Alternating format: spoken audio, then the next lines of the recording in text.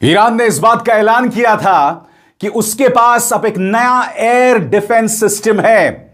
और मैं आपको याद दिलाना चाहूंगा, सिर्फ 12 घंटे में ईरान ने अमेरिका के 2 फाइटर जेट्स, 3 ड्रोन्स को मार गिराया था। यानी कि ईरान का नया एयर डिफेंस सिस्टम जो है वो कारगर तरीके से काम कर रहा है। समानांतर तौर पर इस वक्त मध्य पूर्व में हालात बिगड़ रहे हैं। ट्रंप ने ईरान को दिया है 48 घंटे की धमकी, अल्टीमेटम। कहा है स्ट्रेट ऑफ हॉर्मुज पर से अपने नियंत्रण को हटा दो, वरना 48 घंटे के बाद ताबड़तोड़ हमला होगा। ईरान ने कह दिया है आजमा कर देखो, क्योंकि अब ईरान के पास है उसका नया एयर डिफेंस सिस्टम्स। और दूसरी तरफ इसराइल अमेरिका की हरी झंडी का इंतजार कर रहा है, ग्रीन सिग्नल का इंतजार कर रहा है। और जैसे ही अमेरिका उसे ग्रीन सिग्नल देगा, इसराइल ईरान के परमाणु ऊर्जा बिजली केंद्रों पर हमला करेगा। यानी कि जैसे मैंने कहा, हालात बद से बदतर होने वाले हैं, मगर ईरान ने कहा है आजमा कर देखो। और वो अपने नए एयर डिफेंस सिस्टम की बात कर रहा है। क्या है ये नया एयर डिफेंस सिस्टम? इस एयर डिफेंस सिस्टम से जुड़ी जो जानकारी है ना, उसको लेकर रहस्यों का बहुत बड़ा घेरा है। और आज अलग अलग एजेंसीज के हवाले से मैं आपके सामने वो जानकारी लेकर आया हूं जो आपके सामने अभी किसी पत्रकार ने पेश नहीं की है। क्या है ईरान का नया एयर डिफेंस सिस्टम? मगर इस बात का ऐलान किसी और ने नहीं, खातम अल अनबिया के प्रवक्ता ने किया था, IRGC के एक प्रवक्ता ने किया था। सुनिए उन्होंने किस तरह से कहा था कि ईरान का नया एयर डिफेंस सिस्टम अमेरिका और इस्राइल के लिए बहुत बड़ा सिरदर्द बनने वाला है। सुना जाए। پرقدرت در کمین دشمنان نشسته ایم. جمعه 14 فروردین ماه در روز 35 جنگ تحمیلی از سوی دشمنان آمریکایی صهیونیستی، روز پر افتخاری برای یگانهای پدافند هوایی کشور بود. رزمندگان با صلابت و شجاع اسلام توانستند پرقدرت، با سرعت و با دقت ضربات مهلکی را به جنگنده ها، بالگردها، پهپادها و هواگردهای دشمن وارد نموده و تعداد قابل توجهی از آنها را ساقط نمایند. तो दोस्तों, जैसे मैंने बताया, जो जानकारी अब हमारे सामने मिल रही है वो आप तक पहुंचाना बहुत जरूरी हो जाता है। क्या है ईरान का नया एयर डिफेंस सिस्टम? अब मैं जो आपको बताने वाला हूं, मेरे एक एक शब्द, एक एक लफ्ज पर गौर कीजिएगा। IRGC क्या दावा कर रहा है? IRGC से जुड़े अधिकारियों का कहना है कि उन्होंने एक नया advance air defence system network इस्तेमाल किया है। उनका दावा है कि इस सिस्टम ने एक अमेरिकी फाइटर जेट को चाबहार के पास निशाना बनाया और वो समुद्र में गिर गया। और सिर्फ एक फाइटर जेट नहीं, 2 fighter jets. And by the way, जो दूसरा फाइटर जेट का पायलट था उससे भी अमेरिका ने रेस्क्यू कर लिया है। यह खबर वहां से आ रही है। आगे इसे ऐसा दिखाया जा रहा है कि अब ईरान अमेरिका और इसराइल की एयर पावर को टक्कर दे सकता है, खासकर अभी चल रही वेव्स वाली ऑपरेशन में। इस वक्त टेक्निकल डिटेल्स क्या हैं?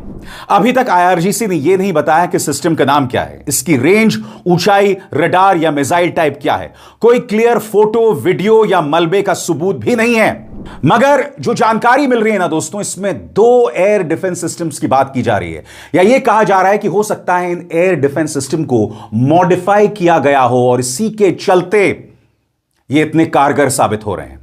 एक और थ्योरी जिसकी चर्चा की जा रही है कि इसमें एक रशियन लिंक हो सकता है। मगर जो बड़ी बात सामने उभर कर आ रही है कि यह indigenously made air defence system है जिसमें रशियन मदद हो सकती है। और ये कौन से सिस्टम्स हैं, एक एक करके आपकी स्क्रीन पर। पहला, अरमान, जो कि एक एंटी बैलिस्टिक मिसाइल सिस्टम है। दूसरा, अजारक्श, जो कि एक लो एल्टीट्यूड एयर डिफेंस सिस्टम है। हो सकता है IRGC जिस नए सिस्टम की बात कर रहा हो वो इन्हीं का कोई अपग्रेडेड या डिप्लॉयड वर्जन हो, लेकिन उन्होंने यह साफ नहीं किया है। दोस्तों, ईरान का ये जो नया एयर डिफेंस सिस्टम है, इसमें रशियन लिंक क्या है, बस कुछ देर बाद मैं आपको बताने वाला हूं। मगर तमाम डिफेंस एक्सपर्ट्स इस नए एयर डिफेंस सिस्टम के बारे में क्या कह रहे हैं, आइए गौर फरमाते हैं। आपके स्क्रीन पर दोस्तों यह है बवार 373। अब उनका कहना है कि ये बवार 373 के नए वेरिएंट्स, जिनमें हर लॉन्चर पर अलग अलग फायर कंट्रोल सिस्टम दिया गया होगा।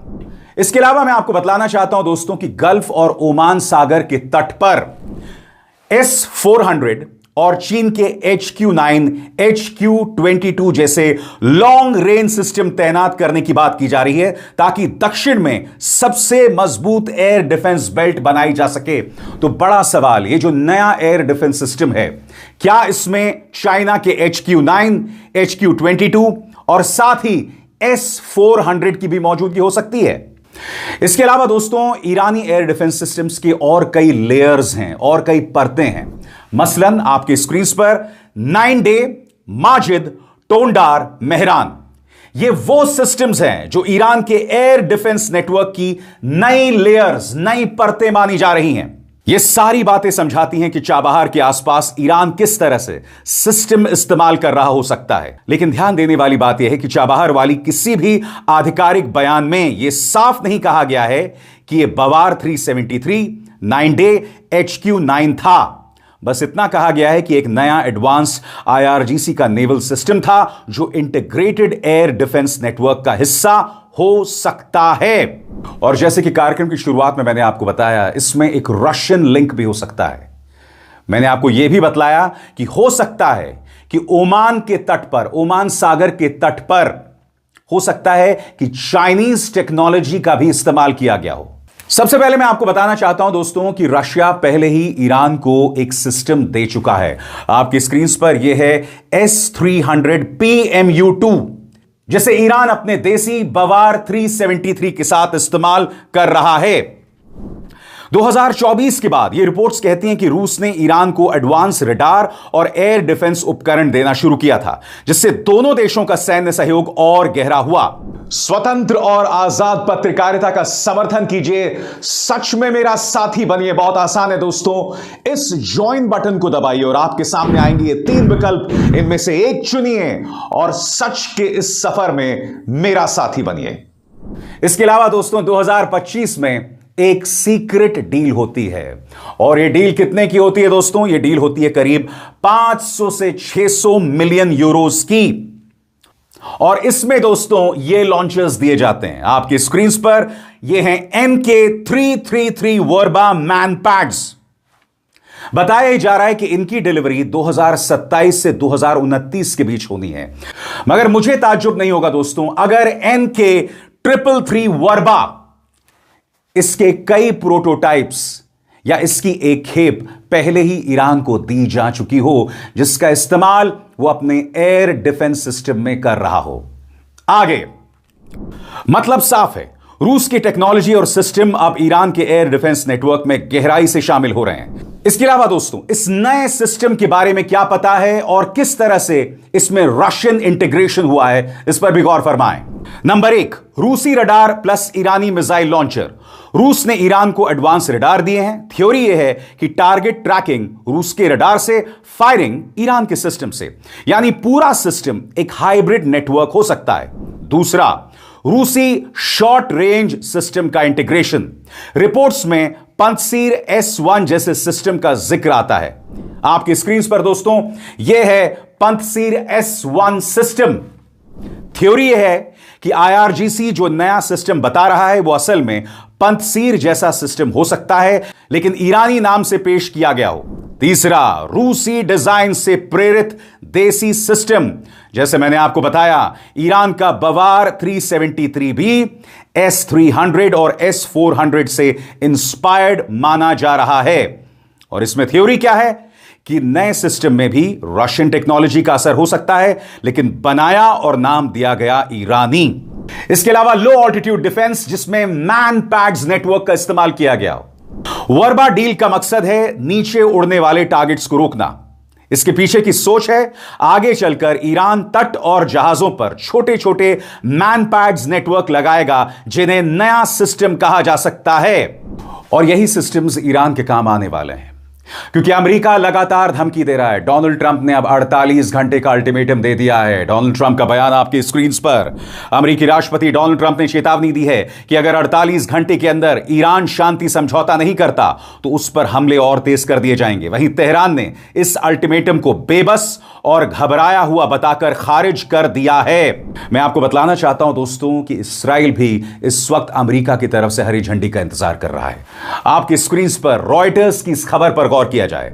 रॉयटर्स के मुताबिक इस्राइल ईरान की ऊर्जा सुविधाओं पर हमला करने की तैयारी कर रहा है, लेकिन अभी अमेरिका की मंजूरी यानी ग्रीन लाइट का इंतजार है। अगर मंजूरी मिलती है तो ऐसे हमले अगले हफ्ते के अंदर यानी सोमवार से शुरू हो जाएंगे या मंगलवार से शुरू हो जाएंगे। और सबसे बड़ी बात दोस्तों, इस्राइल ने उसके पेट्रोकेमिकल प्लांट पर हमला किया है। देखिए उससे जुड़ा ये वीडियो।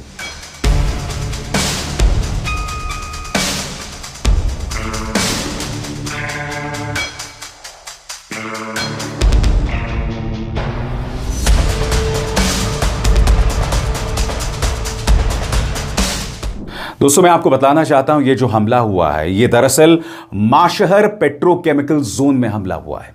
और जैसे ये हमला हुआ लोगों की आंखें जलने लगी, जिससे आप समझ सकते हैं कि वहां से जो केमिकल्स का रिसाव हो रहा है वहां के आम लोगों पर इसका किस कदर असर पड़ रहा है। मगर इस्राइल को इस बात की परवाह नहीं है। जैसे मैंने कहा ना, इस जंग के अंदर इस्राइल और अमेरिका की कोई रेड लाइंस नहीं है, कोई लक्ष्मण रेखाएं नहीं है। वो उनके स्कूल्स पर हमला कर रहे हैं, उनके कॉलेजेस पर हमला कर रहे हैं और पेट्रोकेमिकल प्लांट्स पर, जो अपने आप में बहुत बड़ा खतरा है। और रशिया ने एक बहुत बड़ी चेतावनी दी है कि आपने उनके बुशहर न्यूक्लियर प्लांट पर हमला किया है, अगर वहां से लीकेज हुआ, रेडिएशन लीकेज हुआ, तो चेरनोबिल हादसे से बड़ा हादसा हो सकता है। क्या कहा है रशिया ने इसके बारे में, गौर फरमाएं।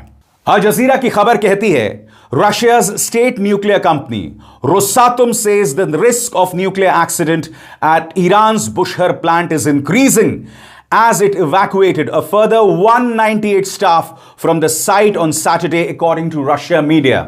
सरल हिंदी में, रशिया की एक स्टेट न्यूक्लियर कंपनी है जिसका नाम है रोसाटोम।